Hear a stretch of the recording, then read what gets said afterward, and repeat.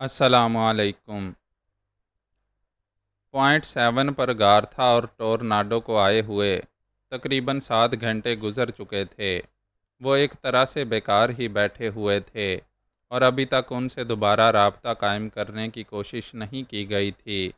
Tornado بھی کافی پریشان نظر آ رہا تھا۔ گارتھا نے کہا، کیپٹن ٹورناڈو، یہاں آنے کے بعد میں ایک عجیب بات محسوس کر رہی ہوں کہ ہم لوگوں کو کوئی اہمیت نہیں دی جا رہی۔ تمہیں اس سلسلے میں جو کچھ معلومات ہیں مجھے ان سے آگاہ کر دو۔ شاید تم میرے بارے میں تفصیلات نہ جانتے ہو۔ میرا اپنا ایک ادارہ ہے۔ یہ دنیا کے مختلف ملکوں کے لیے مختلف کام کرتا ہے۔ میں ان لوگوں سے بہت زیادہ تعاون کرتی ہوں جن سے میرا زیادہ کاروبار رہتا ہے۔ اوشن ٹریجرز انہی میں سے ایک ہے، اور اس کے لیے میں نے بارہا مختلف کام سر انجام دیے ہیں، لیکن اپنے وقار کو ملحوظ رکھتے ہوئے، اور یہاں میں یہ محسوس کر رہی ہوں جیسے ہمیں ثانوی حیثیت دی جا رہی ہے۔ اس کی وجہ اب تمہیں ہی بتانا ہوگی۔ ٹورناڈو کے چہرے پر شرمندگی کے آثار پہلے ہی نظر آتے رہے تھے۔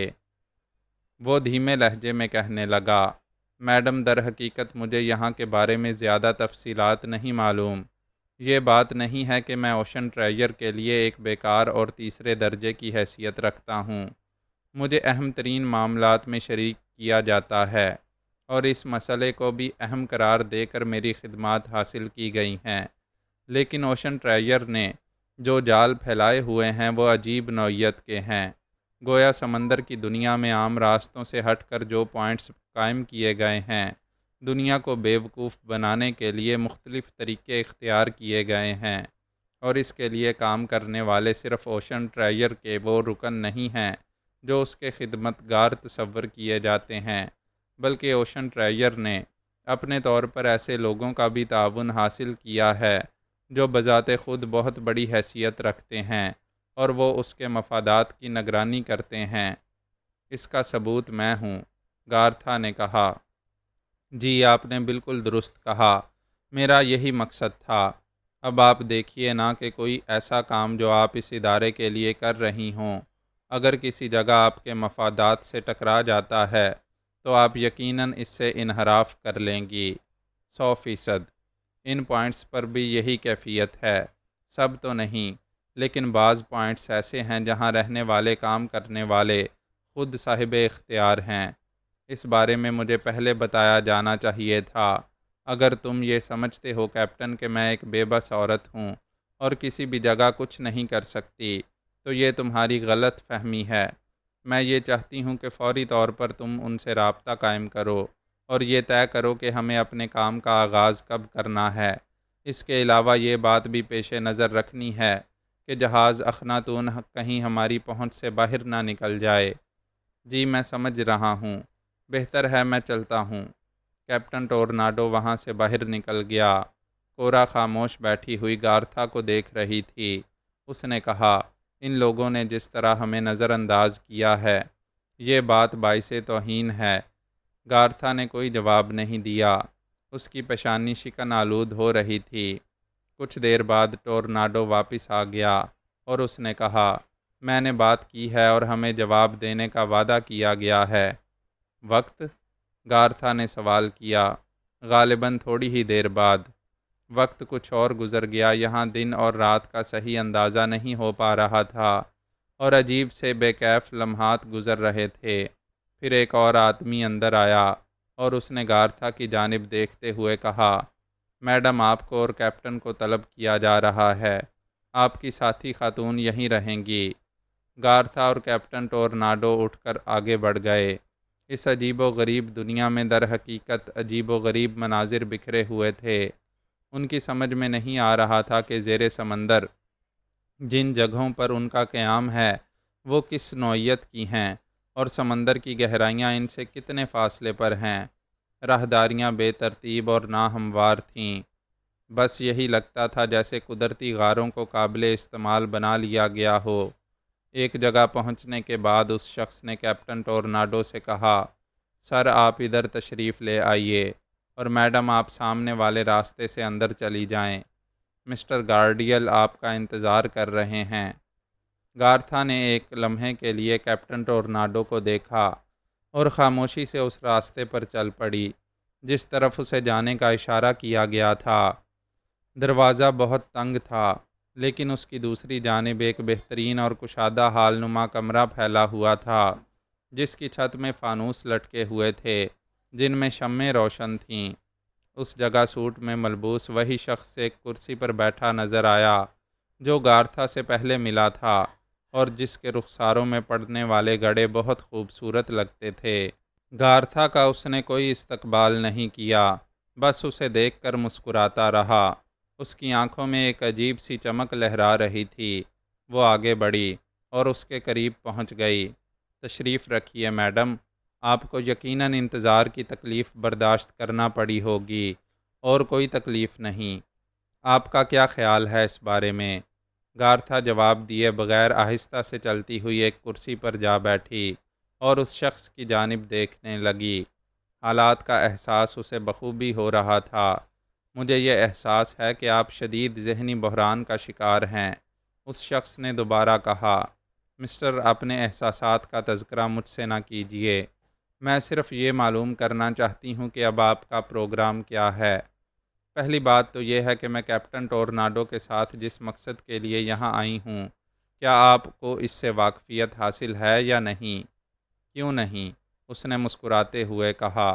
تو کیا آپ یہ جانتے ہیں کہ اب ہم یہ فیصلہ کر چکے ہیں کہ اوشن ٹریجر کے احکامات کے مطابق مجھے اور میری ساتھی لڑکی کو اس جہاز تک پہنچ جانا چاہیے۔ یقیناً مجھے تفصیلات سے آگاہ کر دیا گیا ہے۔ آپ کو میں کس نام سے مخاطب کروں؟ اوہو، مجھے یہاں گارڈیل کہا جاتا ہے اور میرا نام گارتھا ہے۔ گڈ، کم از کم ہمارے ناموں میں کچھ اتفاق ہے، گارڈیل نے مسکراتے ہوئے کہا، اور اس کے رخساروں کے گڑھے مزید گہرے ہو گئے۔ گارتھا نے اسے سرد نگاہوں سے دیکھتے ہوئے کہا، مجھے ان ناموں کے مل جانے سے کوئی دلچسپی نہیں ہے مسٹر۔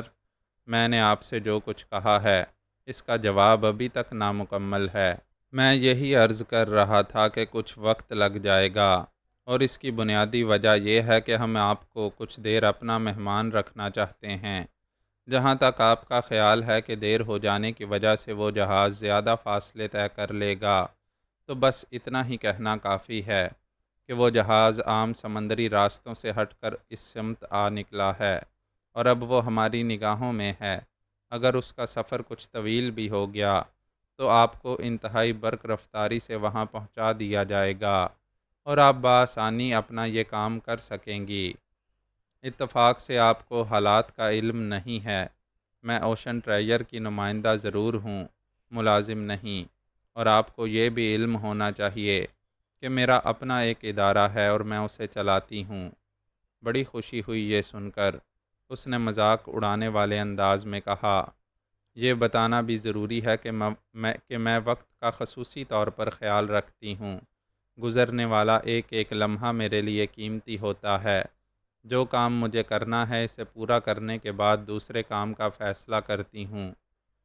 میں آپ کا مطلب سمجھ رہا ہوں، لیکن مہمان نوازی بھی تو کوئی چیز ہوتی ہے۔ یہ عجیب و غریب جزیرہ آپ کو کیسا لگا؟ یہ بات تو میں دعوے سے کہتا ہوں کہ اس سے پہلے آپ کا اس طرف آنا نہیں ہوا ہوگا۔ ہاں، ظاہر ہے اوشن ٹریجر سے میرا صرف اتنا ہی واسطہ ہے کہ میں اس کے لیے چھوٹے موٹے کام کر دیتی ہوں۔ اوہو، میں نے ابھی تک آپ کی خاطر مدارت کا کوئی بندوبست نہیں کیا۔ یہ کہہ کر اس شخص نے بیٹھے بیٹھے ایک بٹن دبایا اور کچھ فاصلے پر کھڑی ہوئی ایک خودکار ٹرالی اس سمت آنے لگی۔ گارڈیل نے اس پر رکھے ہوئے برتن اپنے سامنے اٹھا کر سجا لیے، پھر شراب کے 2 گلاس بنائے۔ اس نے مختلف بوتلوں سے شراب گلاسوں میں ملائی تھی اور ایک گلاس بڑے احترام سے گارتھا کو پیش کر دیا تھا۔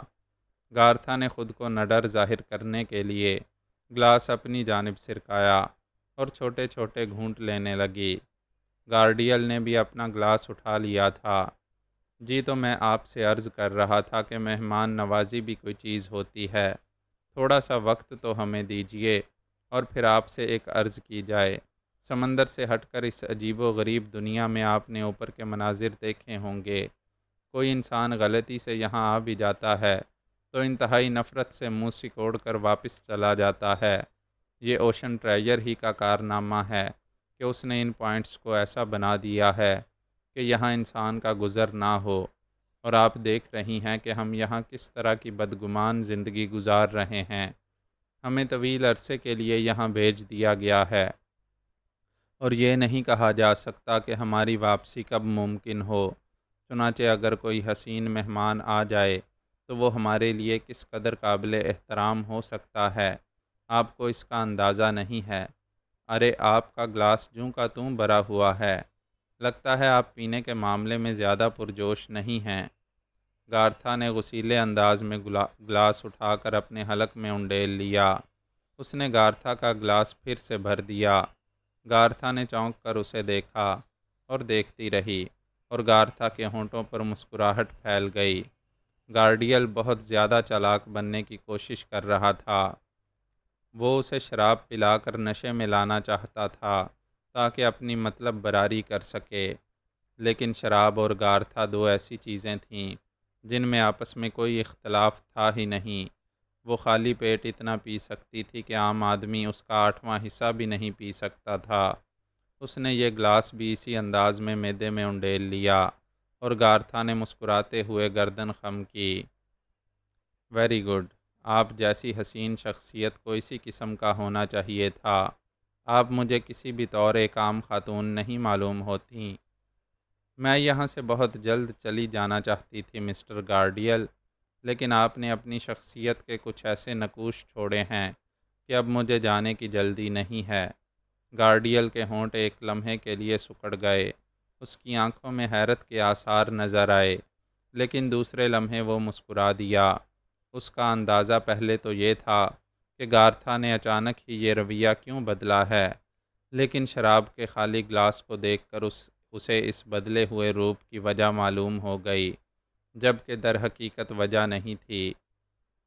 مسٹر گارڈیل، گارتھا بولی، آپ نے ابھی کہا تھا کہ اگر میں اوشن ٹریجر کو خیر باد کہہ دوں تو اس کے بعد آپ کے پاس میرے لیے بہت سے کام ہیں، یہ جانے بوجھے بغیر کہ میری شخصیت کیا ہے آپ نے مجھے یہ پیشکش کر دی۔ اس کی بنیادی وجہ یہ ہے کہ ہم تمام تر ذمہ داریوں کے ساتھ اوشن ٹریجر کا کام کرنے کے باوجود اپنے لیے بھی کچھ کرتے رہتے ہیں۔ پوائنٹ 7 کے بارے میں مجھے کچھ اور تفصیلات بتائیے مسٹر گارڈیل۔ پوائنٹ 7 ہی نہیں، میں آپ کو یہاں اوشن ٹریجر کے سارے معاملات کے بارے میں تفصیلات بتانے سے گریز نہیں کروں گا۔ دراصل ہم لوگ یہاں بہت کچھ کرتے رہتے ہیں۔ ویسے اوشن ٹریجر دنیا بھر کے سمندروں سے اپنے مطلب کی اشیاء نکال کر دنیا میں روشناس کرانے کا خواہش مند ہے، اور اس کا مقصد دولت کا حصول، صرف اور صرف دولت کا حصول، اس کے علاوہ کچھ نہیں۔ شاید آپ کو اس بات کا علم ہو کہ اوشن ٹریجر کے ذریعے بہت سے ایسے سرمایہ کار سرمایہ کاری کرتے ہیں جو عجیب و غریب اشیاء کے تاجر ہوتے ہیں۔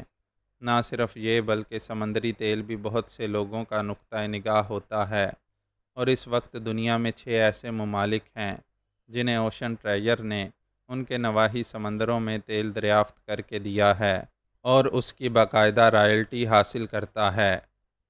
ویری گڈ، لیکن یہ بتائیے کہ آپ نے اس جزیرے کو اوپر سے جتنا بدنما بنا رکھا ہے اور جس طرح آپ کے آدمی اس پر زندگی گزارتے ہیں، کیا اس سے آپ کو بیزاری نہیں ہوتی؟ انتہائی شدید، لیکن کیا کیا جائے، بعض اوقات کاروبار اسی انداز میں چلتے ہیں۔ ویسے یہ جزیرہ بے حد خوفناک ہے، اور اوپر سے اسے ایسا بنا دیا گیا ہے کہ اگر کوئی یہاں آ کر پھنس جائے اور ہم سے عدم تعاون کر کے نکلنے کی کوشش کرے تو یہ اس کے لیے ممکن نہیں ہو سکتا۔ صرف چند ایسی پٹیاں ہیں جن سے گزر کر ساحل تک جایا جا سکتا ہے۔ اگر راستے تبدیل کر کے یہاں سے فرار ہونے کی کوشش کی جائے تو اس کے بعد زندگی کی کوئی ضمانت نہیں ہوتی۔ کیوں؟ گارتھا نے سوال کیا۔ بڑے بڑے گہرے گھڑوں میں کیچڑ اوپر تک بھری ہوئی ہے، اور اس کی سطح اطراف کی زمین کے برابر ہے۔ اگر کوئی ان میں گر جائے تو پھر ان گڑھوں کی گہرائی میں ایک لمحے سانس لینے کی مہلت نہیں ملتی۔ بہت خطرناک انتظامات کر رکھے ہیں، آپ کے آدمی اس میں نہیں پھنستے ہیں؟ ہاں پھنس جاتے ہیں۔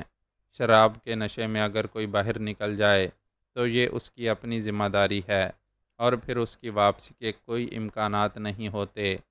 آپ کا یہ گلاس ابھی تک خالی ہے۔ گارتھا نے وہ گلاس بھی اپنے معدے میں اتار لیا۔ تب گارڈیل نے کہا، میڈم گارتھا، آپ اتنی حسین ہیں کہ میں نے پہلی ہی نگاہ میں آپ کو دیکھنے کے بعد یہ فیصلہ کر لیا تھا کہ کچھ وقت آپ کو اپنا مہمان ضرور رکھوں گا۔ گارتھا مسکرائی، پھر بولی، مجھے اعتراض نہیں ہے، لیکن خطرہ صرف یہ ہے کہ وہ جہاز کافی دور نکل جائے گا۔ اس کی ضمانت میں لیتا ہوں۔ تو پھر میں آپ کی کیا خدمت کر سکتی ہوں مسٹر گارڈیل؟ گارتھا نے سوال کیا۔ اس کی آنکھوں میں ایک خطرناک چمک لہرا رہی تھی۔ شاید وہ کسی فیصلے پر پہنچ گئی تھی۔ دفعتاً دو افراد دوڑتے ہوئے اندر آئے۔ وہ ہانپ رہے تھے۔ انہوں نے کہا، ایک حادثہ ہو گیا ہے۔ ان کی ساتھی خاتون لڑکی نے 2 افراد کو قتل کر دیا ہے۔ جل اور جان اس کے ہاتھوں سے مارے گئے ہیں۔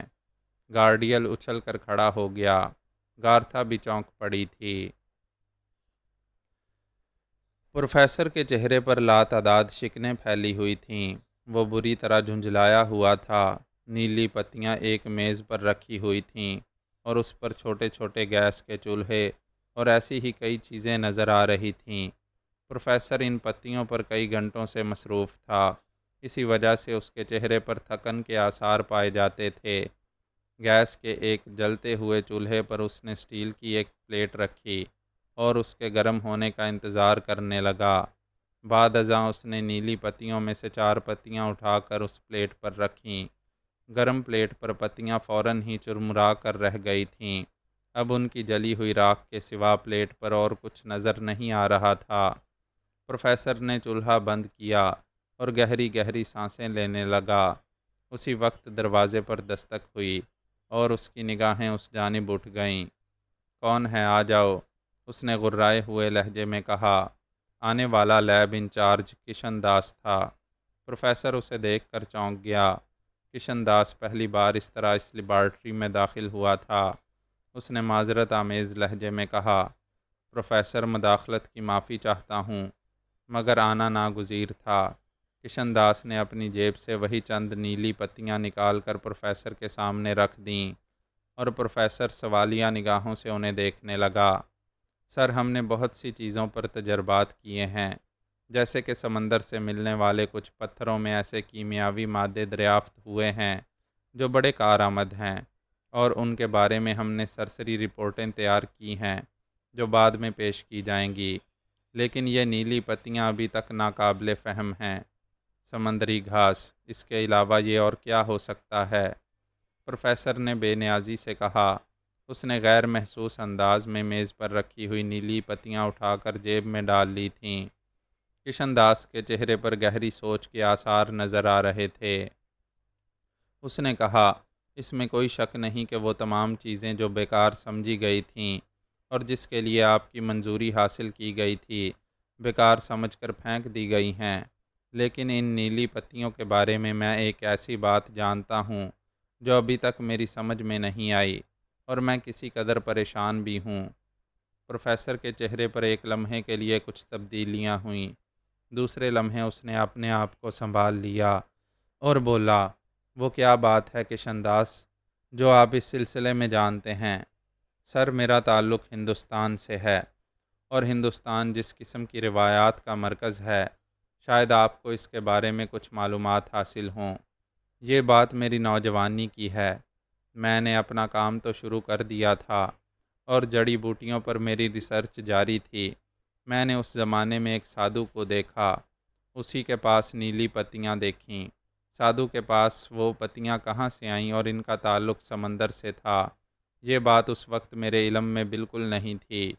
سادھو نے اپنے شعبدے دکھاتے ہوئے ان پتیوں کا بھی ایک شعبدہ دکھایا تھا، اور چونکہ یہ میری فیلڈ کی چیز تھی اس لیے وہ شعبدہ میرے ذہن میں محفوظ رہا۔ کیا شعبدہ تھا؟ پروفیسر نے سوال کیا۔ سر، اس نے ایک پیالے میں پانی منگوایا تھا اور ان میں سے چند نیلی پتیوں کو چبا کر پانی میں ڈال دیا تھا۔ لمحہ بھر میں وہ پانی پتھر جیسا بن گیا تھا، ایک عجیب و غریب پتھر۔ اور سر پھر وہ پتھر کبھی توڑا نہیں جا سکا۔ پروفیسر نے عجیب سی نگاہوں سے کشن داس کو دیکھا۔ وہ بولا، کشن داس، انہی پتیوں کی بات کر رہے ہو نا تم؟ اس نے جیب سے 2 پتیاں نکال کر سامنے رکھ دیں۔ جی سر، بالکل یہی، یہ میرے پاس بھی موجود ہیں۔ انہیں کبھی زبان تک نہ لے جانا، یہ مہلک ترین زہر ہے۔ اگر اس ایک پتی کو تم نے دانتوں کے نیچے دبا لیا اور اس کے ذائقے سے روشناس ہو گئے تو پھر تم اس ذائقے کے بارے میں کسی کو بتانے کے قابل نہیں رہو گے۔ شاید سائنائڈ اسی سے بنایا گیا ہے، بشرط یہ کہ سائنائڈ کا فارمولہ ہمیں مل جائے۔ کشن داس کے چہرے پر خوف کے آثار پھیل گئے۔ اس نے آہستہ سے کہا، لیکن سر، یہ میری آنکھوں کے سامنے کا واقعہ ہے کہ اس شخص نے یہ پتیاں چبائی تھیں اور انہیں پانی میں تھوک دیا تھا۔ پروفیسر بیرن نے گردن ہلاتے ہوئے کہا، میں اس بات سے انکار نہیں کرتا۔ تمہارے ہاں جو سادھو ہوا کرتے ہیں ان کی کچھ تفصیلات میرے علم میں ہیں۔ اپنی زندگی کو وہ اسی قسم کے تجربات کی نظر کر دیتے ہیں اور پھر تجربات کو اپنے سینے میں دبائے اس دنیا میں چلے جاتے ہیں۔ بس لوگوں کو متاثر کرنے کے لیے وہ اپنے آپ کو اس قسم کا بنا کر پیش کیا کرتے ہیں۔ اس سادھو نے یقیناً بچپن سے زہر کا استعمال کیا ہوگا اور پھر وہ زہر اس کے جسم میں اس قدر رچ بس گیا ہوگا کہ کوئی دوسرا زہر اس پر اثر انداز نہیں ہوتا ہوگا۔ یہی وجہ تھی کہ یہ پتی چبانے کے باوجود وہ زندہ رہا، لیکن ایک عام آدمی اس قسم کے زہر کو برداشت نہیں کر سکتا۔ جی سر، میں سمجھ رہا ہوں۔ اس کا مقصد ہے کہ آپ بھی ان پتیوں میں دلچسپی رکھتے ہیں۔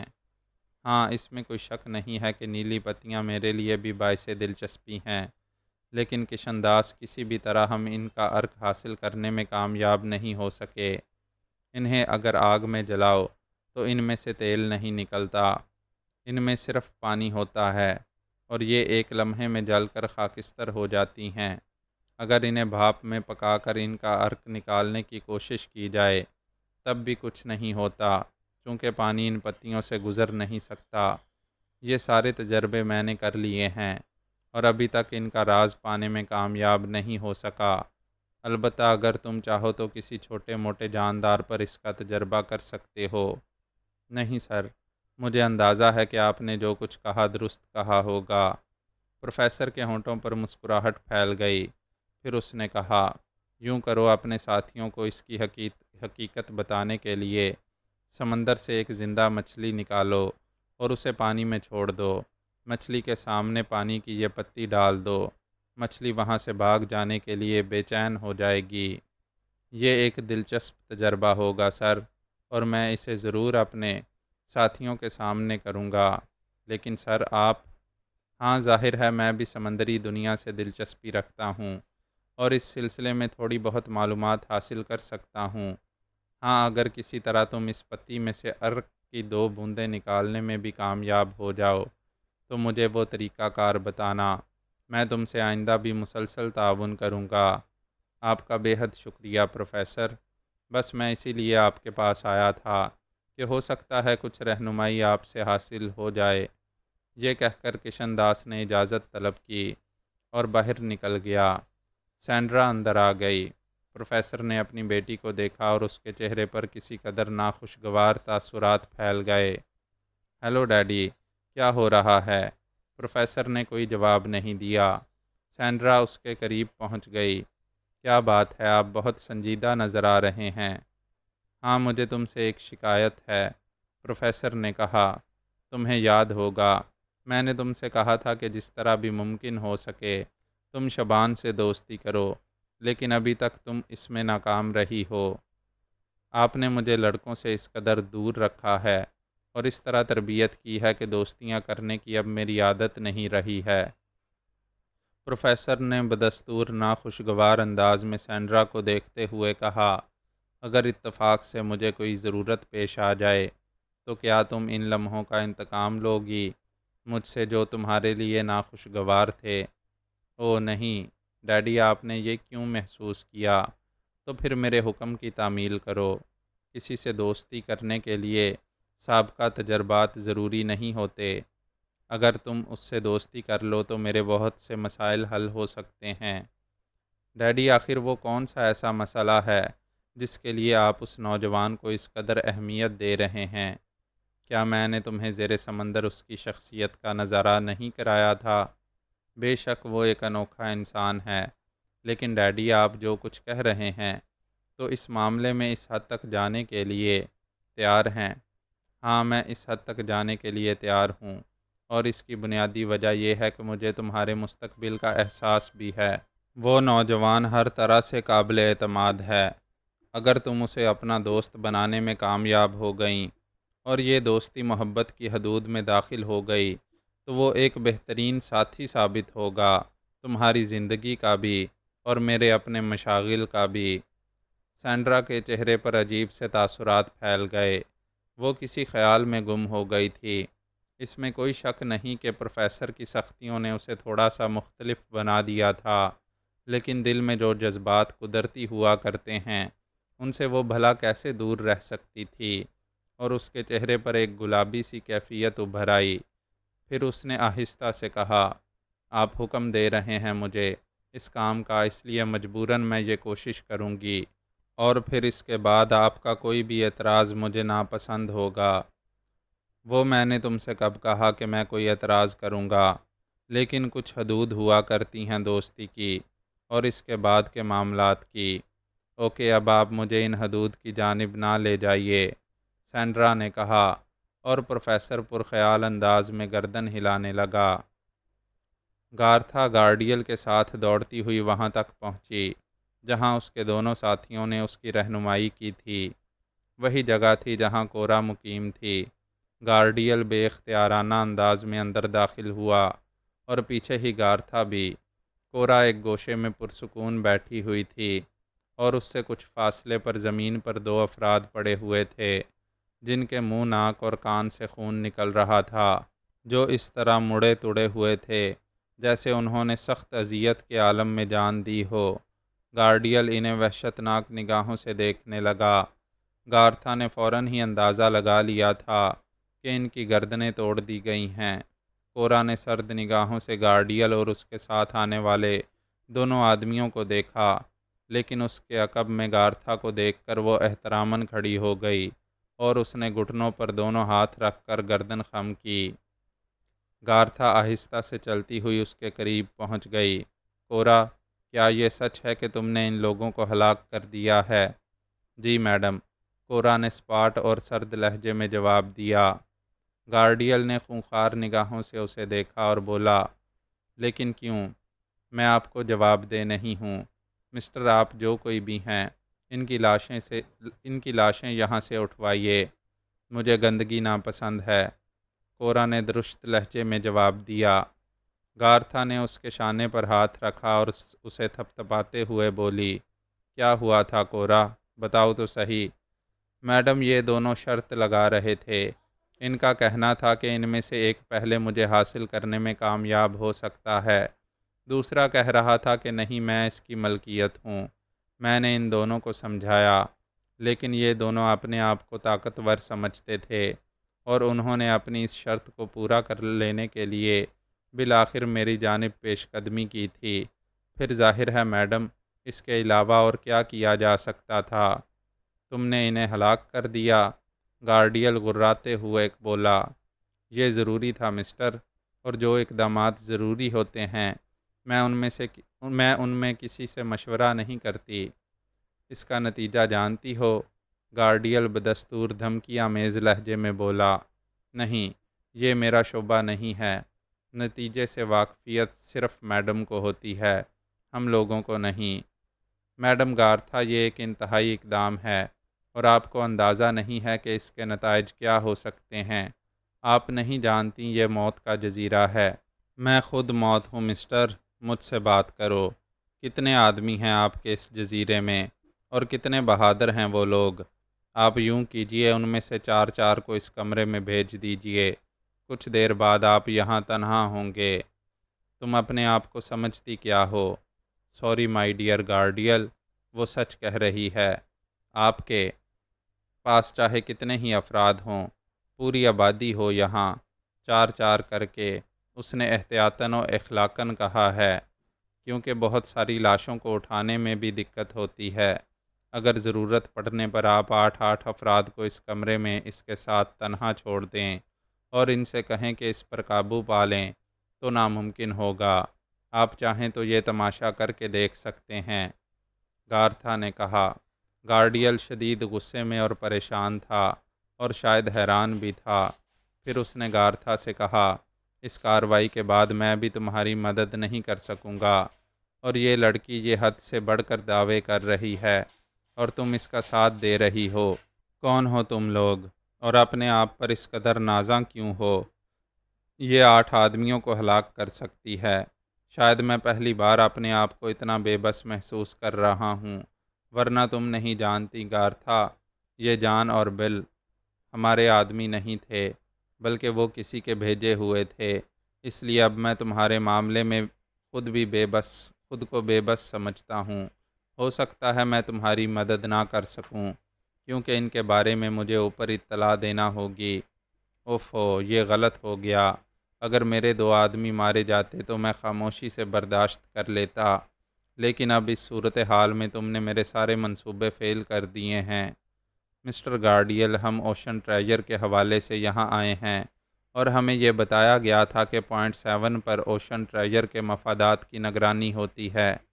ہمیں اس بیوقوف کپتان نے یہ بھی بتایا تھا کہ یہاں سے ہمیں اپنے مقصد کو پورا کرنے کے لیے آسانیاں فراہم ہو سکتی ہیں، لیکن آپ کے ساتھیوں نے شاید ہمیں مال غنیمت سمجھ لیا تھا۔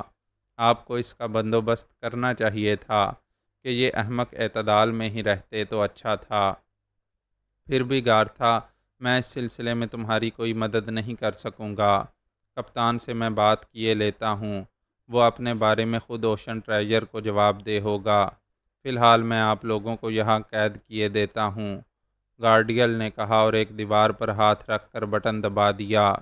ایک تیز سرسراہٹ کے ساتھ سلاخوں کا ایک کٹہرا اوپر سے نیچے آ پڑا اور اس حصے کو اس نے محدود کر دیا جہاں اس وقت گارتھا اور کورا موجود تھیں۔ گارتھا نے گارڈیل کو دیکھا، اس کے چہرے پر شدید غصے کے آثار نظر آئے۔ پھر اس نے اپنے دونوں ہاتھ سیدھے کیے اور ایک خوفناک آواز نکال کر فضا میں اچھلی۔ اس کا ایک پاؤں اس سلاخوں والے دروازے کی ایک سلاخ پر پڑا اور سلاخ درمیان سے دوہری ہو گئی۔ اس کا اوپری حصہ جو غالباً چھت کے پتھروں میں پیوست تھا، اپنی جگہ چھوڑ کر نیچے جھک آیا اور اوپر سے پتھروں کی کرچیاں نیچے آ پڑیں۔ گارتھا بآسانی دوسری چھلانگ لگا کر اس مڑی ہوئی سلاخ کے درمیانی حصے سے باہر نکل آئی، لیکن گارڈیل چالاک آدمی تھا۔ اس نے برق رفتاری سے لمبی چھلانگ لگائی اور غار سے باہر نکل گیا۔ فوراً ہی ایک گڑگڑاہٹ کے ساتھ ایک پتھریلی چٹان نے اس دہانے کو بند کر دیا جو یہاں آنے جانے کا راستہ تھا۔ گارتھا اب اس پتھریلے غار میں قید ہو گئی تھی اور اب اس غار سے باہر نکلنا اس کے لیے ممکن نہیں رہا تھا۔ دوسری جانب گارڈیل کا چہرہ دھواں ہو رہا تھا۔ وہ خوفزدہ بھی تھا اور پریشان بھی۔ اس کے دونوں ساتھی اس سے پہلے ہی باہر نکل گئے تھے۔ گارڈیل نے اپنے آپ کو سنبھالا، اپنا حلیہ درست کیا۔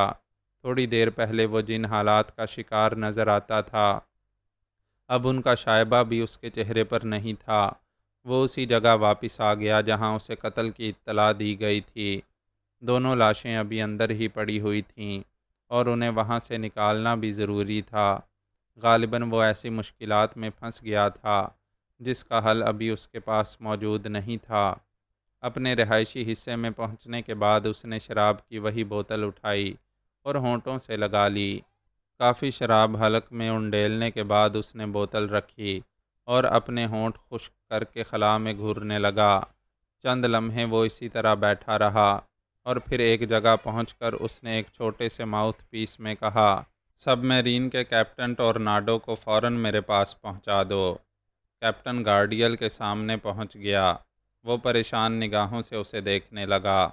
پھر اس نے کہا، بیٹھ جاؤ کیپٹن ٹورناڈو، مجھے تم سے کچھ بات کرنی ہے۔ جی سر۔ اوشن ٹریجر میں تم کتنے عرصے سے کام کر رہے ہو؟ طویل عرصہ ہو گیا ہے، ٹورناڈو نے جواب دیا۔ اس سے پہلے تم پوائنٹ 7 تک آئے ہو؟ نہیں سر۔ مسٹر ٹورناڈو، یہاں ایک خوفناک حادثہ ہو گیا ہے۔ اور ہمارے لیے بڑی مشکلات پیدا ہو گئی ہیں۔ ٹورناڈو متحیرانہ نگاہوں سے اس کو دیکھنے لگا۔ اس کے چہرے پر پریشانی کے آثار نمودار ہو گئے تھے۔ پھر اس نے آہستہ سے کہا، سب سے پہلے میرے ایک سوال کا جواب دیجیے مسٹر گارڈیل۔ وہ دونوں عورتیں تو خیریت سے ہیں؟ آپ نہیں جانتے کہ اگر انہیں کوئی نقصان پہنچ گیا تو اس کے نتائج کیا ہو سکتے ہیں؟ گارڈیل چند لمحات خاموشی سے ٹورناڈو کو دیکھتا رہا، پھر بولا، انہیں کوئی نقصان پہنچا تو نہیں ہے، لیکن اب انہیں کسی نقصان سے بچانا میرے بس میں ہے نہ تمہارے۔ میں سمجھا نہیں سر۔ ان دونوں عورتوں میں سے ایک نے 2 افراد کو قتل کر دیا ہے، اور وہ 2 افراد ہمارے آدمی نہیں تھے۔ ان کا تعلق ایک اور ہی گروہ سے ہے، اور اگر ہم نے اس کی صحیح جواب دہ نہیں کی تو ہمیں بے پناہ مشکلات پیش آ سکتی ہیں۔ ہو سکتا ہے اوشن ٹریجر کو بھی ایک بڑے گروہ سے دشمنی مول لینا پڑے۔ کیپٹن ٹورناڈو چونک پڑا۔ وہ اس کو دیکھتا رہا، پھر اس نے سرد لہجے میں کہا، مجبوری ہے مسٹر گارڈیل۔ میرے ذہن میں جو کچھ ہے وہ میں آپ سے کہہ دینا ضروری سمجھتا ہوں۔ اوشن ٹریجر والوں کا یہ خیال ہے کہ جو پوائنٹ انہوں نے بنائے ہیں وہاں مکمل طور پر ان کے مفادات کی نگرانی ہوتی ہے اور ان کے احکامات کی تعمیل بھی۔ مجھے یہی اطلاع دی گئی تھی کہ میں اپنی ضرورت کے تحت یہاں آ جاؤں اور آپ لوگوں سے امداد حاصل کروں۔ اول تو آپ نے اس سلسلے میں بہت دیر کی ہے اور ہمیں فوری طور پر ہماری ضروریات سے مطمئن نہیں کیا ہے۔ دوم یہ کہ آپ نے ہمارے ساتھ وہ سلوک نہیں کیا جو اوشن ٹریجر کے ارکان ایک دوسرے کے ساتھ کرتے ہیں، اور میں نے اپنے ذہن میں آپ لوگوں کے لیے ایک رپورٹ تیار رکھی ہے۔ نیز یہ کہ آپ ایک نئی کہانی سنا رہے ہیں مجھے۔ ان دونوں عورتوں میں سے ایک بھی پاگل نہیں تھی، اور اگر اس نے ایسا کوئی کام کیا ہے تو اس کی کچھ وجوہات بھی ہوں گی۔ مسٹر ٹورناڈو، میری بات غور سے سنو۔ تم جانتے ہو یہ جزیرہ عورتوں سے خالی ہے، اور یہاں رہنے والے زندگی کی کچھ ضروریات کے لیے اس طرح ترسے ہوئے ہیں کہ بعض اوقات دیوانگی کی حدود کو چھونے لگتے ہیں۔ اوشن ٹریجر کے لیے اگر کام کرنے والی 2 عورتیں یہاں آتی ہیں تو ہم یہ تو نہیں کہہ سکتے کہ وہ گھریلو قسم کی شریف عورتیں ہوں گی۔ میں اور میرے ساتھی بھی یہ بات اچھی طرح جانتے ہیں۔ اگر انہوں نے کچھ قدم آگے بڑھا لیے تو یہ کوئی ایسی بات نہیں تھی کہ انہیں قتل کر دیا جاتا، اور اب یہ مجبوری ہے کہ ہم اوپر سے ہدایت لیے بغیر ان خواتین کو آگے نہ بڑھنے دیں، ورنہ ہمارے لیے جو مشکلات پیدا ہوں گی اس کا تمہیں اندازہ نہیں ہے۔ آپ اس جزیرے پر ایک بڑی حیثیت کے مالک ہیں۔ ظاہر ہے جو فیصلہ آپ کریں گے میں اسے تبدیل کرنے کی ہمت نہیں رکھتا۔ تو کیا اب وہ دونوں عورتیں آپ کی قیدی ہیں؟ ٹورناڈو نے کہا، ہاں، بحالت مجبوری میں نے انہیں بند کر دیا ہے۔ وہ شاید مارشل آرٹ کی ماہر ہیں۔ بہرحال اب اس بات کا خیال رکھا جائے گا۔ تو پھر مجھے اجازت دیجیے۔ ظاہر ہے اب میرا یہاں رہنا ضروری نہیں ہے۔ میں اس سلسلے میں ابھی کوئی فیصلہ نہیں کر سکتا۔ ویسے ایک مدد ضرور لینا چاہتا ہوں آپ سے۔ جی مسٹر گارڈیل، میرا خیال ہے اوشن ٹریجر سے گفتگو کرنے کے بعد میں اس سلسلے میں کوئی بہتر فیصلہ کر سکتا ہوں۔ اگر میں وہاں سے اجازت لے لوں تو آپ کو ان عورتوں کو یہاں چھوڑنے پر کوئی اعتراض نہیں ہوگا؟ جی نہیں، کیپٹن ٹورناڈو نے بھاری لہجے میں جواب دیا۔ تو آپ کچھ دیر انتظار کریں، میں آپ کو صحیح طور پر جواب دے دوں گا، لیکن ایک بات ذہن میں رکھیے، یہ جزیرہ موت کا جزیرہ ہے اور یہاں سے نکل بھاگنا ممکن نہیں ہے۔ آپ بھی یہ کوشش نہ کریں تو بہتر ہوگا۔ حالات نے جو غیر متوقع رخ اختیار کیا ہے اس کے بارے میں مجھے بھی علم نہیں تھا، ورنہ شاید میں اس قدر کوتاہی سے کام نہ لیتا۔ یہ آپ کا ذاتی معاملہ ہے، اس سلسلے میں کچھ نہیں کہہ سکتا۔ شکریہ، آپ جا سکتے ہیں، گارڈیل نے کیپٹن سے کہا، اور وہ وہاں سے پریشان چہرہ لیے واپس آ گیا۔ اسے اس جگہ چھوڑ دیا گیا تھا جہاں اس کا قیام تھا۔ کیپٹن ٹورناڈو کو بہت زیادہ انتظار نہیں کرنا پڑا۔ گارڈیل نے اسے ایک بار پھر طلب کیا۔ اس کا چہرہ پیلا ہو رہا تھا اور اس کی شخصیت میں ایک عجیب سی کیفیت پیدا ہو گئی تھی۔ اس نے غرائے ہوئے لہجے میں کہا، ان دونوں کو کیا شے درکار ہے؟ ایک کشتی اور ایسا سامان جس کے ذریعے یہ سمندر میں سفر کر سکیں۔ میں آپ کو اس کی تفصیل پہلے ہی بتا چکا ہوں۔ جس قدر جلد ممکن ہو سکے تم لوگ یہ جزیرہ چھوڑ دو۔ اب سے 15 منٹ بعد تم لوگوں کو ساحل تک پہنچا دیا جائے گا اور مطلوبہ اشیاء بھی تمہارے پاس موجود رہیں گی، لیکن تمہیں ہماری نگاہوں کی حد میں نہیں رہنا چاہیے، ورنہ میں اپنے آپ پر قابو نہیں رکھ سکوں گا۔ کیپٹن ٹورناڈو نے گردن خم کر دی اور گارڈیل کے 2 آدمیوں نے اسے اس جگہ پہنچا دیا جہاں گارتھا اور کورا مقید تھیں۔ کیپٹن ٹورناڈو غار کا دہانہ کھلنے کے بعد اندر داخل ہوا تو گارتھا اسے خونی نگاہوں سے دیکھ کر بولی، کیپٹن ٹورناڈو، تم جانتے ہو کہ جو کچھ ہو رہا ہے اس کے نتائج کیا ہوں گے۔ اگر تم یہ سمجھتے ہو کہ میں اس جزیرے میں مقید رہ سکتی ہوں تو تم اس بات کو ذہن سے نکال دو، اور وہ بیوقوف آدمی جس کا نام گارڈیل ہے ہمیں یہاں قید کرنے کے بعد غالباً یہ بھول گیا کہ اس کے بعد اسے کن حالات کا سامنا کرنا پڑے گا۔ کیپٹن ٹورناڈو پھیکے سے انداز میں ہنس پڑا اور بولا، میڈم میری حالت بھی عجیب ہو گئی اور پوزیشن بھی۔ ایک درخواست کرنا چاہتا ہوں آپ سے، جو کچھ ہو چکا ہے اسے نظر انداز کر کے اپنے آپ کو اعتدال پر رکھیے۔ اب سے کچھ دیر کے بعد آپ یہاں سے روانہ ہو جائیں گے اور میں سب مرین لے کر جیسا کہ آپ سے عرض کیا تھا اس کے مطابق عمل کروں گا۔ کتنی دیر لگے گی ہمیں یہاں سے نکلنے میں؟ بہت جلد، کیپٹن ٹورناڈو نے جواب دیا، اور اس کا کہنا درست ہی تھا۔ تقریباً 10 منٹ کے بعد کوئی 15-20 مسلح افراد وہاں پہنچ گئے۔ وہ ہر قسم کے ہتھیاروں سے لیس تھے اور ان کے چہروں پر برے آثار نظر آ رہے تھے۔ ان میں سے ایک نے کہا، آپ لوگ ہمارے ساتھ ساتھ چلیے اور خبردار اپنا راستہ تبدیل نہ کریں اور کوئی ایسی حرکت نہ ہو جس سے آپ کو نقصان اٹھانا پڑے۔ اس بات کی آپ کو خصوصی ہدایت کی جاتی ہے۔ کیپٹن ٹورناڈو نے گردن ہلا دی اور تھوڑی دیر کے بعد وہ ان غاروں کی دنیا سے باہر نکل آئے۔ اوپر وہی کالی کیچڑ کا جزیرہ ان کا منتظر تھا۔ ایک مخصوص راستے پر سفر کرتے ہوئے بالآخر وہ ساحل سمندر تک جا پہنچے، جہاں ایک بوسیدہ کشتی موجود تھی اور ضروریات کا سارا سامان جو انہیں سفر کے لیے درکار تھا۔ کیپٹن ٹورناڈو تھوڑے فاصلے پر سمندر میں موجود سب مرین کی جانب بڑھ گیا، جبکہ گارتھا اور کورا کشتی میں جا بیٹھیں۔ اس وقت وہ ایک ہولناک سفر کا آغاز کر رہی تھیں۔ اخناتون کے معمولات اب ایک ترتیب حاصل کر چکے تھے اور تھوڑے سے سفر کے بعد اس کا قیام لازمی ہو گیا تھا، اور اس وقت بھی وہ لنگر انداز تھا۔ تمام لوگ اپنے اپنے کاموں میں مصروف تھے۔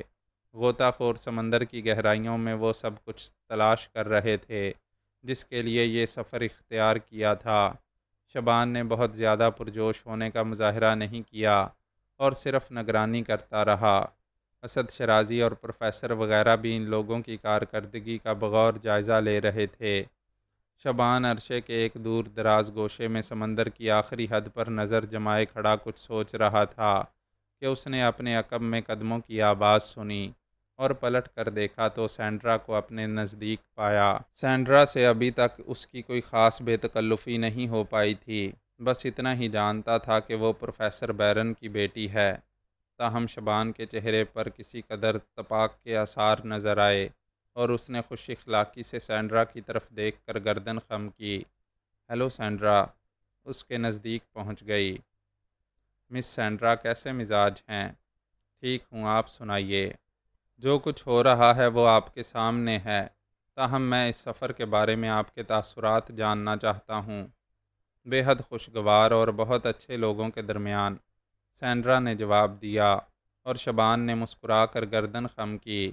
ویسے آپ کے مشاغل کچھ عجیب ہیں شبان، کیا آپ یہاں کسی الجھن میں مبتلا ہیں؟ الجھن؟ نہیں، یہ سب میری پسند کے مطابق ہے، اور ہم لوگوں نے یہ سمندری سفر اسی لیے کیا ہے کہ سمندری عجائبات سے لطف اندوز ہوں۔ سنا ہے کہ آپ بہت اچھے تیراک ہیں اور غوطہ خوری میں اپنا ثانی نہیں رکھتے۔ ہو سکتا ہے ایسا ہو، میں نے کبھی اس پر غور نہیں کیا۔ ہو سکتا ہے ان افراد میں مجھ سے اچھے سمندری تیراک موجود ہوں۔ میرے پاپا آپ سے بہت متاثر ہیں مسٹر شبان۔ کیسے کہہ سکتا ہوں؟ یہ بات میں کہہ رہی ہوں۔ ہو سکتا ہے ایسا ہو، بہرحال وہ خود بہت اچھے انسان ہیں۔ شبان، میں آپ سے کچھ سوالات کرنا چاہتی ہوں۔ کیا؟ شبان نے پوچھا۔ آپ مجھ سے دوستی کریں گے؟ جی، شبان متحیرانہ انداز میں بولا۔ ہاں، دراصل ہم لوگ پیراگوئے میں تھے اور وہاں میرے پاپا نے خود کو بالکل تنہا رکھا تھا۔ سمندری دنیا سے انہیں اس قدر دلچسپی تھی کہ وہ اسی میں گم رہتے۔ میری پرورش ملازموں کے ہاتھوں ہوئی۔ میری ماں کا بچپن ہی میں انتقال ہو چکا تھا اور میں نے اپنی ماں کی صورت بھی نہیں دیکھی، لیکن پاپا نے مجھے کبھی اس کا احساس نہیں ہونے دیا۔ تاہم پاپا کی خواہش ہے کہ میں لڑکوں سے دوستی نہ کروں۔ لڑکیوں سے بھی میری دوستی کم رہی ہے۔ ویسے جانتے ہیں آپ کی اس کی وجہ کیا ہے؟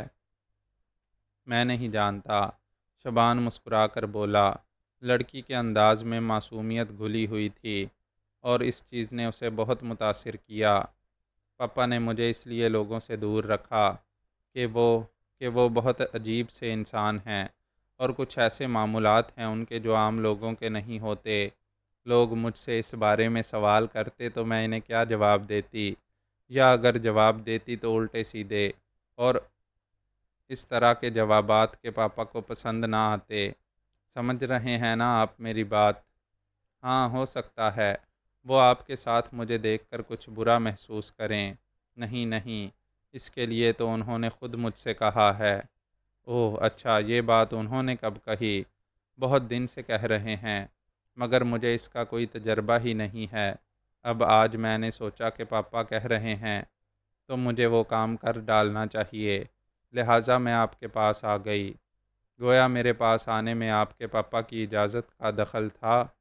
ہاں، ٹھیک ہے، میں آپ کو خوش آمدید کہتا ہوں مس سینڈرا۔ اس کا مقصد ہے ہماری دوستی ہو گئی؟ یقیناً ہو گئی۔ تو آپ اکثر میرے ساتھ رہا کریں، خاص طور سے اس وقت جب پاپا ہمارے آس پاس موجود ہوں۔ جیسا آپ مناسب سمجھیں، شبان نے مسکراتے ہوئے پھر کہا۔ ویسے آپ کے پاپا آپ کی مجھ سے دوستی کیوں چاہتے ہیں؟ اس لیے کہ آپ سمندری تیراک ہیں اور پاپا آپ میں بہت زیادہ دلچسپی رکھتے ہیں۔ ان کا خیال ہے کہ آپ زیر سمندر بہترین صلاحیتوں کا مظاہرہ کرتے ہیں۔ شبان دلچسپ نگاہوں سے اس کو دیکھ رہا تھا۔ اس سے پہلے بھی اس نے کئی بار پروفیسر کی اس بیٹی کو دیکھا تھا، لیکن اس کے اپنے ذہن میں کوئی خاص تاثر نہیں پیدا ہوا تھا۔ لیکن اس وقت سینڈرا کی باتوں سے اسے کافی لطف آیا تھا۔ اس نے جس انداز میں اس سے دوستی کا اظہار کیا تھا اور جس طرح اسے تمام تفصیلات بتاتی چلی گئی تھی، اس سے یہ اظہار ہوتا تھا کہ وہ ایک سیدھی سادی لڑکی ہے۔ مس سینڈرا، آپ کے اپنے مشاغل پیراگوئے میں کیا رہے ہیں؟ شبان نے اچانک پوچھا۔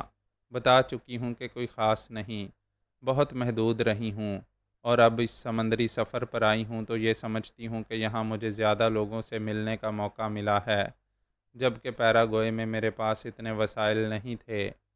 آپ کے پاپا کو اگر یہ بات معلوم ہوگی کہ آپ نے اس دوستی کی وجہ مجھے بتا دی ہے تو کیا وہ آپ سے ناراض ہوں گے؟ شبان نے سوال کیا۔ سینڈرا اس کے سوال پر غور کرنے لگی۔ بدن میں ایک لمحے کے لیے جھرجھری سی پیدا ہو گئی۔ وہ پھٹی پھٹی آنکھوں سے شبان کو دیکھ رہی تھی اور پھر اس نے دہشت بھرے لہجے میں کہا، میں نے آپ کو یہ سب کچھ بتا دیا؟ اوہو، تو اچھا نہیں ہوا۔ میں کتنی بیوقوف ہوں، پاپا کی بات تو مجھے اپنے دل میں رکھنی چاہیے تھی۔ کیسی افسوس کی بات ہے، اگر پاپا کو یہ بات معلوم ہو گئی تو وہ کیا سوچیں گے میرے بارے میں؟ پہلے ہی وہ مجھ سے کہتے ہیں کہ میں بیوقوف ہوں۔ آپ مجھے بتائیے شبان، کیا میں بیوقوف ہوں؟ ہرگز نہیں، شبان نے مسکراتے ہوئے کہا۔ اگر میں بیوقوف نہیں ہوں تو پھر میں نے یہ بات آپ کو کیسے بتا دی؟ مجھے چاہیے تھا کہ یوں ہی آپ سے دوستی کا اظہار کرتی اور آپ کو دوست بنا لیتی۔ پاپا کی بات کو مجھے اپنی زبان پر نہیں لانا چاہیے تھا۔ آپ نے مجھے دوست بنا لیا ہے نا مس سینڈرا؟ ہاں، آپ تو یہی کہتے ہیں نا کہ آپ میرے دوست بن چکے ہیں، اور میں اپنی اس کوشش میں کامیاب ہو گئی ہوں جس کے لیے پاپا نے مجھے مجبور کیا تھا۔ تو پھر دوست دوست کی بات ہمیشہ راز میں رکھتے ہیں، شبان نے کہا۔ کیا مطلب؟ مطلب یہ کہ آپ نے جو مجھے یہ سب کچھ بتا دیا ہے کہ در حقیقت مجھ سے دوستی پر آپ کو آپ کے پاپا نے آمادہ کیا تھا، تو اب یہ میرا فرض ہے کہ میں آپ کے اس راز کو راز رکھوں۔ ویری گڈ، اس کا مقصد ہے کہ آپ بہت اچھے انسان ہیں۔ شکریہ، آپ بالکل اطمینان رکھیے، آپ کے پاپا کو اس بارے میں کچھ نہیں پتہ چلے گا۔ اچھا، تو اب یہ بتائیے کہ دوست بن کر ہمیں کیا کرنا ہوگا؟ سینڈرا نے سوال کیا اور شبان ہنس پڑا۔ آپ میرے ساتھ کچھ دیر یہاں گزاریے، پھر ہم چائے کی کنٹین چلیں گے۔ آپ میرے ساتھ چائے پیجیے، پھر ہم جہاز کے عرصے پر گھومتے رہیں گے اور اس کے بعد دوسرے دن کا پروگرام طے کر لیں گے۔ ہاں بالکل ٹھیک ہے، پاپا دور سے ہمیں دیکھیں گے تو یہی سمجھیں گے کہ ہم گہرے دوست بن گئے ہیں، سینڈرا نے مسرت آمیز لہجے میں کہا۔ اسی وقت دردانہ دور سے آتی ہوئی نظر آئی۔ شبان نے آہستگی سے کہا، دیکھیے مس سینڈرا، دوستوں کی بات ایک دوسرے کو کسی سے کہنی نہیں چاہیے۔ اب یہ آنٹی آ رہی ہیں، آپ ان سے بالکل نہیں کہیں گی، بلکہ آپ کسی سے بھی نہیں کہیں گی کہ آپ اپنے پاپا کے حکم پر میری دوست بنی ہیں۔ بالکل نہیں کہوں گی، میں کوئی بیوقوف ہوں، سینڈرا نے جواب دیا۔ دردانہ ان کے قریب پہنچ گئی تھی۔ ہیلو شبان، ہیلو سینڈی، اس نے سینڈرا کو مخاطب کرتے ہوئے کہا۔ ہیلو آنٹی، سینڈرا نے بھی بڑے پیار برے انداز میں کہا۔ ویسے بھی دردانہ سے اس کی خاص دوستی ہو چکی تھی۔ تمہیں شبان کے ساتھ کھڑے ہوئے دیکھ کر مجھے خوشی ہوئی ہے، تم دونوں کو پہلے ہی ایک دوسرے کا دوست بن جانا چاہیے تھا۔ پہلے ہی؟ سینڈرا نے تعجب سے اسے دیکھا اور شبان مسکرا کر دوسری جانب دیکھنے لگا۔ ہاں بھائی شبان، کیا ہو رہا ہے؟ دردانہ نے اسے مخاطب کیا۔ کچھ نہیں آنٹی، بس سمندر کو دیکھ رہا ہوں، شبان نے جواب دیا۔ تو پھر میرا خیال ہے مجھے تمہارے درمیان مداخلت نہیں کرنی چاہیے۔ نہیں، ایسی کوئی بات نہیں ہے، آئیے آپ کو چائے پلوائیں۔ نہیں بھائی، میں چائے پی کر آئی ہوں، تم لوگ جاؤ، دردانہ نے کہا۔ شبان سینڈرا کو ساتھ لے کر کنٹین کی جانب بڑھ گیا۔ ویسے اسے بار بار ہنسی آ رہی تھی سینڈرا کی معصومیت پر، لیکن ایک معصوم لڑکی کو دوست بنانا زیادہ اچھا کام تھا۔ دور سے امیر ارتقا اپنی بیویوں کے قول کے ساتھ ایک سمت جاتا ہوا نظر آیا۔ سینڈرا ہنس کر بولی، جب امیر ارتقا اپنی بیگمات کے ساتھ کسی سمت سفر کرتے ہیں تو مجھے بالکل ایسا ہی معلوم ہوتا ہے جیسے کوؤں کا ایک غول آسمان پر پرواز کر رہا ہے۔ شبان ہنس پڑا، پھر اس نے کہا، آپ کو اگر ایسا محسوس ہوتا ہے مس سینڈرا تو کسی سے اس کا اظہار نہ کیجیے گا۔ میں کوئی بیوقوف ہوں؟ سینڈرا نے آنکھیں مٹکاتے ہوئے کہا، اور شبان اس سیدھی سادی لڑکی کو لے کر کنٹین کی جانب چل پڑا۔ جہاز پر کام معمول کے مطابق ہو رہا تھا۔ اب تک کی کوششوں سے کوئی بہت بڑا نتیجہ تو حاصل نہیں ہوا تھا، لیکن کام اطمینان بخش تھا۔ ہر شخص اپنے کام میں مگن تھا۔ کبھی کبھی شبان کو بھی غوطہ خوری کے لیے سمندر میں اتار دیا جاتا تھا، اور اس سلسلے میں جو سب سے زیادہ الجھن اسد شرازی کو پیش آتی تھی وہ یہ تھی کہ شبان سمندر کی گہرائیوں میں جا کر واپس آنے کا راستہ بھول جاتا تھا، اور اس کے بعد انہیں دیر تک انتظار کرنا ہوتا تھا۔ اسد شرازی کو اس بات کا خوف تھا کہ بالآخر شبان کے بارے میں تمام ہی لوگ کسی نہ کسی طور جان لیں گے، چونکہ یہ عام بات نہیں تھی، اور اس کے ساتھ ہی ساتھ سمندر سے اس کی دلچسپیاں کسی سے پوشیدہ نہیں رہی تھیں۔ اس دن شبان کے ساتھ ہی سینڈرا پروفیسر کی لیبارٹری میں داخل ہوئی، اور پروفیسر ان دونوں کو دیکھ کر حیران رہ گیا۔ پھر اس نے پرمسرت انداز میں کہا، آؤ آؤ مسٹر شبان، تم سینڈرا کے ساتھ، یہ احمق لڑکی کہیں تمہیں پریشان تو نہیں کرتی؟ آؤ اندر آؤ، وہاں دروازے پر کیوں کھڑے ہو؟ شبان مسکراتا ہوا اندر داخل ہو گیا۔ سینڈرا کچھ جھیمپی جھیمپی نظر آ رہی تھی، اور اس کی بنیادی وجہ یہ تھی کہ وہ شبان کو ساری حقیقت بتا چکی تھی، اور اس وقت اس کا باپ شبان کے سامنے اداکاری کر رہا تھا۔ بہر طور اس نے کچھ نہ کہا اور شبان اس کے ساتھ پروفیسر کے سامنے پہنچ گیا۔ کہیے پروفیسر، آپ کا کام کیسا جا رہا ہے؟ اس نے سوال کیا۔ ابھی کوئی خاص چیز ہمیں دستیاب نہیں ہو سکی، بیٹھو۔ ویسے تم اس سے پہلے کبھی میری لیبارٹری میں نہیں آئے۔ آپ کی اس لیبارٹری میں حاضری دے چکا ہوں، پروفیسر، آپ کے ذہن سے نکل گیا ہے شاید۔ ہوں، اچھا یہ بتاؤ کہ میں تمہاری کیا خدمت کر سکتا ہوں؟ پروفیسر نے مسکراتے ہوئے کہا، ایک ہی جہاز کے سوار ہیں اور اپنے اپنے گھروں سے بہت دور، چنانچہ ہمیں یہ خیال نہیں کرنا چاہیے کہ کوئی کسی کا مہمان نہیں ہے۔ یہاں تو ہم سب دن رات کے ساتھی ہیں، ایسی حالت میں خدمت وغیرہ کا کیا سوال پیدا ہوتا ہے؟ پروفیسر مسکرا پڑا، پھر اس نے کہا، یہ جملہ تم نے خوب کہا، اس میں کوئی شک نہیں ہے، لیکن شبان تم دوسرے لوگوں سے بہت مختلف انسان ہو۔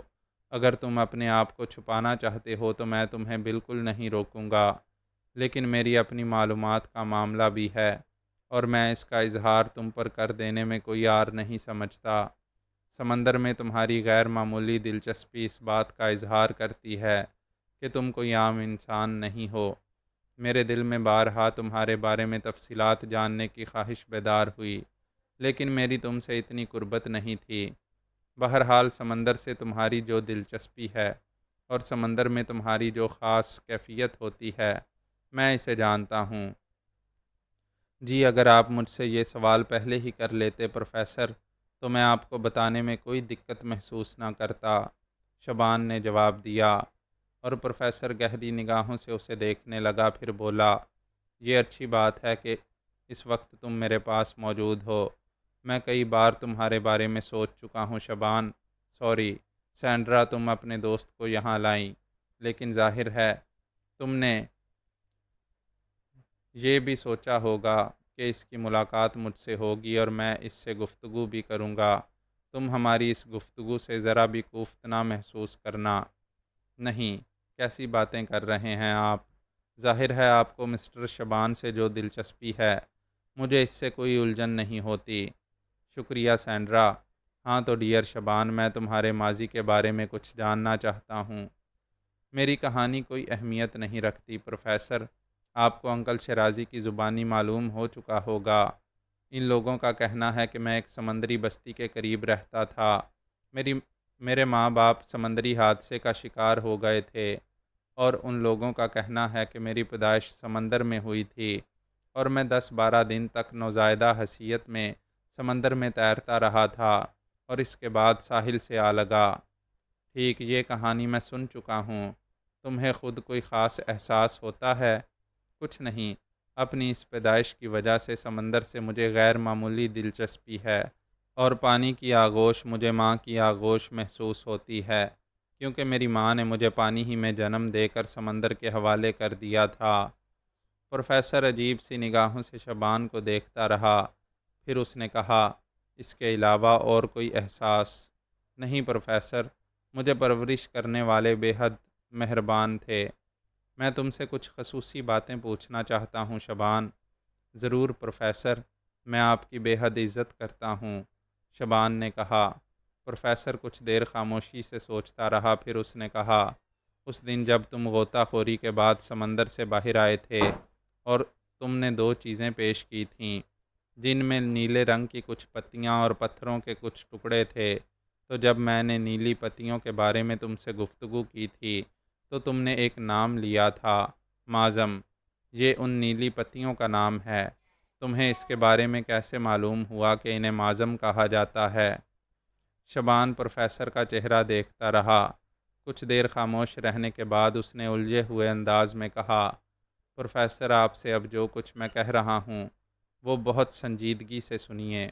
میں آپ سے کچھ کہوں اور آپ اسے غلط سمجھیں، میں نہیں جانتا کہ میرے منہ سے اس چیز کے لیے معظم کا نام کیوں نکلا۔ آپ نے جب یہ سوال کیا کہ یہ کیا شے ہے، تو بے اختیار میں کہہ بیٹھا کہ وہ معظم ہے، معظم بوٹی، اور اس بات کا تمہارے ذہن سے کوئی تعلق نہیں تھا۔ میں نہیں جانتا، بس میری زبان بول پڑی تھی۔ سمندر میں جو کچھ ہے پروفیسر، اس کے بارے میں جانتا ہوں، سب کچھ جانتا ہوں۔ مجھ سے سمندر کی گہرائیوں سے متعلق جو سوال بھی کیا جائے، میں اس کی تفصیل بتا سکتا ہوں۔ مجھے ہمیشہ یہی محسوس ہوتا ہے کہ سمندر میرا گہرا شناسا ہے اور اس کی کوئی بات مجھ سے پوشیدہ نہیں ہے۔ پروفیسر کے ہونٹوں پر ایک پراسرار مسکراہٹ پھیل گئی۔ اس نے کہا، میں تمہاری بات پر یقین کرتا ہوں، مجھے اس پر مکمل اعتماد ہے۔ خیر چھوڑو ان باتوں کو، معظم بوٹی کے بارے میں اور کیا معلومات حاصل ہیں؟ میرا مطلب ہے اسے کس طرح کشید کیا جا سکتا ہے؟ معظم بوٹی پر سائنسی تجربات پتہ نہیں ہوئے ہیں یا نہیں، مجھے اس بارے میں کچھ نہیں معلوم۔ آگ کی آنچ اس کے لیے بے مقصد ہے۔ اس کا ایک سیدھا سادہ طریقہ ہے جو اس کا عرق نکال سکتا ہے۔ کیا؟ پروفیسر نے متجسس نگاہوں سے شبان کو دیکھتے ہوئے کہا۔ شبان چند لمحات سوچ میں ڈوبا رہا، پھر اس نے کہا، میں معظم بوٹی کی چند پتیاں لیبارٹری سے لے آؤں گا اور اس کے بعد ان کا عرق نکالنے کا عملی تجربہ کر کے دکھاؤں گا۔ وہ چند پتیاں میرے پاس محفوظ ہیں، پروفیسر نے کہا، اور اپنی جگہ سے اٹھ کر اپنی محفوظ الماری سے معظم بوٹی کی چند پتیاں نکال لایا۔ شبان نے انہیں دیکھا، پھر مسکرا کر انہیں اپنے ہاتھ میں تھام لیا اور آہستہ سے بولا، اس کے اندر باریک باریک نسیں ہیں اور اس کا عرق انہی نسوں میں پوشیدہ ہوتا ہے۔ یہ نسیں سیدھی سیدھی ہیں اور اگر اس پتی کو دبایا جائے تو یہ نسیں اتنی مضبوط ہیں کہ کتنا ہی وزن ان پر ڈال دیا جائے یہ اپنا رس نہیں نکالیں گی، لیکن اگر ان کو توڑ مروڑ کر مخالف سمت کیا جائے تو پھر یہ نازک ہو جاتی ہیں اور ان میں رخنے پیدا ہو جاتے ہیں، جیسے میں کر کے دکھاتا ہوں۔ شبان نے ان پتیوں کو اپنی چٹکیوں میں مسلا اور اس کے بعد ایک چھوٹے سے شیشے پر انہیں دبانے لگا۔ پتیوں سے عرق کے چند ٹکڑے ٹپک پڑے تھے اور پھر شبان نے ان پتیوں کو پھینک دیا، لیکن پروفیسر کی آنکھیں حیرت سے پھیلی ہوئی تھیں۔ اس نے متحیرانہ انداز میں کہا، بلا شبہ اس سے زیادہ آسان طریقہ اور کوئی نہیں ہو سکتا شبان میرے بچے، میرے دوست، وہ کپ کپاتی آواز میں بولا، اور اس کی پھٹی پھٹی نگاہیں سینڈرا کو دیکھنے لگیں۔ سینڈرا خاموشی سے بیٹھی ہوئی تھی۔ تب پروفیسر نے کہا، اور جب تم ان پتیوں سے عرق نکالنا جانتے ہو تو تمہیں اس بات کا بھی علم ہوگا کہ اس عرق کی کیا خصوصیات ہیں؟ تھوڑا بہت پروفیسر، اس سے زیادہ نہیں، شبان نے کہا۔ یہ بہتے پانی کو جما دیتا ہے اور وہ پانی برف کی مانند سرد نہیں ہوتا۔ اس کے علاوہ یہ عرق بہت سے ایسے کاموں میں استعمال کیا جا سکتا ہے جو انسان کے لیے ناقابل یقین ہوں۔ ٹھیک ہے، ٹھیک ہے۔ کیا میں اسے اپنے پاس محفوظ کر کے اس سے کوئی تجربہ کر سکتا ہوں؟ آپ یہ سوال مجھ سے کیوں کر رہے ہیں پروفیسر؟ اچھا سنو، اگر معظم بوٹی کی کچھ اور پتیاں تمہیں سمندر سے دستیاب ہوں تو مجھے ضرور لا کر دینا، میں چند تجربات کرنا چاہتا ہوں۔ معظم بوٹی کی یہ پتیاں سمندر کی گہرائیوں میں ہر جگہ موجود ہوتی ہیں۔ دراصل یہ خاص قسم کے پتھروں کے رخنوں میں اگتی ہیں، عام زمین پر ان کی نمود کبھی نہیں ہوتی۔ ہاں میں جانتا ہوں، پروفیسر نے تعریفی لہجے میں کہا۔ میں تم سے ایک اور درخواست کرنا چاہتا ہوں۔ جس مقصد کے لیے یہ لوگ سمندر کے سفر پر نکلے ہیں وہ بہت مقدس اور عظیم ہے اور ہم اس سے پوری طرح متفق ہیں، لیکن بعض معاملات ایسے ہوتے ہیں جنہیں اپنی ذات تک محدود رکھنا ضروری ہوتا ہے، کیونکہ اگر ہر چیز ہر شخص کے ہاتھ لگ جائے تو اس سے برائیاں بھی پیدا ہو سکتی ہیں۔ ہو سکتا ہے کہ تم ابھی اس معاملے پر غور نہ کر پائے ہو، اور ویسے بھی میں یہ بات اچھی طرح جانتا ہوں کہ اسد شرازی اور دردانہ سے تمہیں انتہائی پیار ہے۔ میں کبھی بھی تمہیں ان کے خلاف کچھ کرنے پر مجبور نہیں کروں گا، لیکن انسانیت کی بھلائی کے لیے سمندر سے بعض ایسی اشیاء جو تمہیں دستیاب ہوں اور جن کے بارے میں تم جانتے ہو اور جو اپنا ایک خاص اثر رکھتی ہوں، اگر عام لوگوں کے ہاتھوں میں پہنچا دی جائیں گی تو ان کا غلط استعمال شروع ہو جائے گا۔ اسی لیے صرف ایک درخواست ہے تم سے، اگر کوئی ایسی شے جس کے بارے میں تم اچھی طرح جانتے ہو کہ اس کے خواص کیا ہو سکتے ہیں تمہیں دستیاب ہو تو تم اسے دوسروں کی نگاہوں سے محفوظ رکھنا اور مجھ سے اس کے سلسلے میں مشورہ کر لینا۔ یہ سمجھ لو کہ یہ میرے اور تمہارے درمیان ایک خفیہ سمجھوتا ہے۔ شبان ہنسنے لگا، پھر بولا، مجھے منظور ہے پروفیسر، پھر بعد میں ہم فیصلہ کریں گے کہ اس کے بارے میں کسے کسے بتایا جائے۔ اگر اسد شرازی تک یہ بات رہے تو مجھے کوئی اعتراض نہیں ہوگا، میں صرف عام لوگوں پر معترض ہوں۔ ٹھیک ہے پروفیسر، میں جانتا ہوں کیپٹن ایڈگر بہت اچھا انسان ہے، بڑے خلوص سے اس نے یہ ساری کارروائیاں سر انجام دی ہیں۔ میرا دوست اور میرا شناسہ ہے، لیکن لالچ ہر انسان کے دل میں ہوتا ہے، اور کسی بھی وقت یہ لالچ اسے ذہنی طور پر بھٹکا سکتا ہے۔ اس طرح اس جہاز کے تمام مسافر مصیبت کا شکار ہو جائیں گے۔